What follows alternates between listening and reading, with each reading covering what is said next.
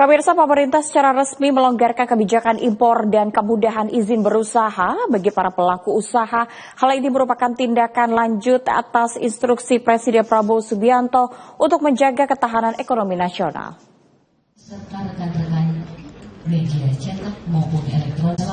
Pemerintah secara resmi melonggarkan, merelaksasi atau deregulasi kebijakan impor dan kemudahan izin berusaha. Kepastian ini diumumkan pada jumpa pers di Gedung Kementerian Perdagangan Jakarta Pusat pada Senin 30 Juni 2025.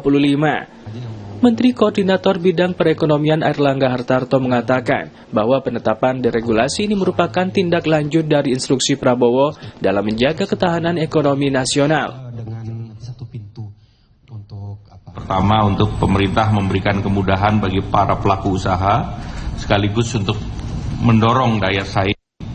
Kemudian yang kedua, menciptakan ekosistem agar penciptaan lapangan kerja terus terbentuk.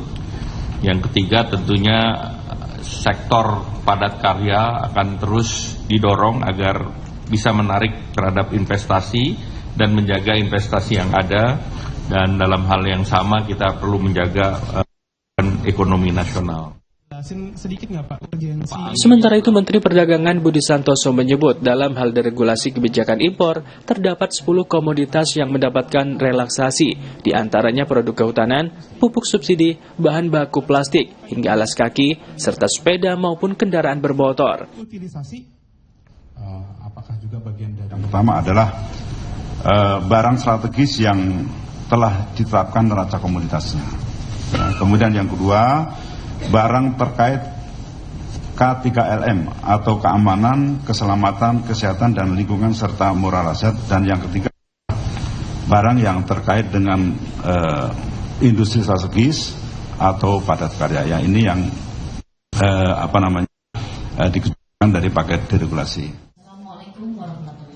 Sementara itu, deregulasi ini juga menyasar pada kebijakan kemudahan izin berusaha bagi para pelaku usaha. Salah satunya terkait surat pendaftaran waralaba yang dapat digunakan sebagai bukti melakukan usaha apabila dalam kurun waktu 5 hari pemerintah belum menerbitkan surat waralaba. Hal ini dikarenakan pada kasus sebelumnya para pelaku usaha diharuskan menunggu dalam waktu yang lama terkait penerbitan surat waralaba tersebut. Akan tetapi, kini pelaku usaha mendapatkan angin segar dengan adanya deregulasi kebijakan izin berusaha. Dan yang perhitungan terkait kalau aturan impor dicabut itu berapa?